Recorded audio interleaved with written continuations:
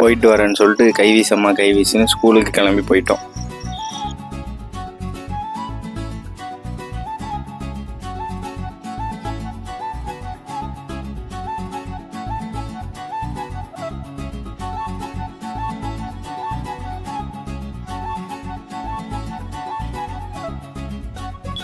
Hi teacher, இன்னைக்கு முட்டை உண்டா கிடையாதுன்னு சொல்லிட்டு ஸ்கூலுக்கு போனோடனே கேட்டான். ஆமாடா வாடான்னு சொல்லி சொன்னோன்னா உடனே பேக்கை கொடுத்துட்டு வந்துட்டான்.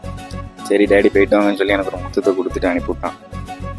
சரி மேடம், நான் 2 மணி நேரம் கழிச்சு கூப்பிட்டு போகிறேன்னு சொல்லி கடை கிளம்பி போயிட்டேன். என்னமோ 10 வருஷம் கழிச்சு பார்த்த மாதிரி ஒரு சந்தோஷத்துல எனக்கு பார்த்து கை தட்டிட்டு சிலேட்டு தண்ணி டப்பா எல்லாத்தையும் தூக்கிட்டு வந்துட்டான்.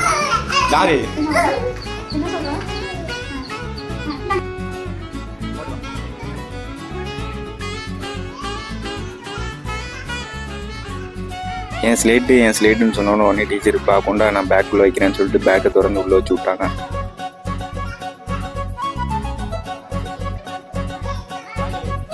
அப்புறம் எல்லாத்துக்கும் டாட்டா சொல்லிட்டு கைவீசுன்னு கிளம்பிட்டோம். அப்புறம் கை கழுவணும்னு சொல்லிட்டு கையை கழுவணும். சரிடான்னு சொல்லிட்டு கழுவ விட்டா விளாண்டுட்டே இருந்தான். சரி வாடான்னு சொல்லி அவனை தூக்கிட்டு கிளம்பிட்டேன்.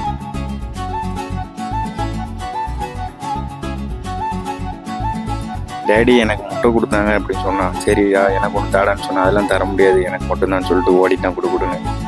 சரிடா எப்பா நீனே சாப்பிடுன்னு சொல்லிட்டு வீட்டில் தேங்காய் கேட்டாங்கன்னு சொல்லி தேங்காய் எடுத்துகிட்டு பொடி நடையாக கிளம்புனான்னு பார்த்தா அவன் குடுன்னு ஓடுனான். சரின்னு சொல்லிட்டு நானும் பின்னாடி ஓடி போய் பார்த்தேன்.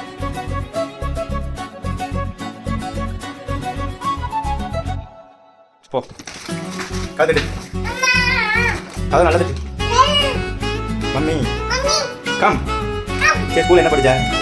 இந்த பக்கம் ஸ்கூல் என்ன படிச்சா? ஏபிசிடி படிக்கிறியா? ஏ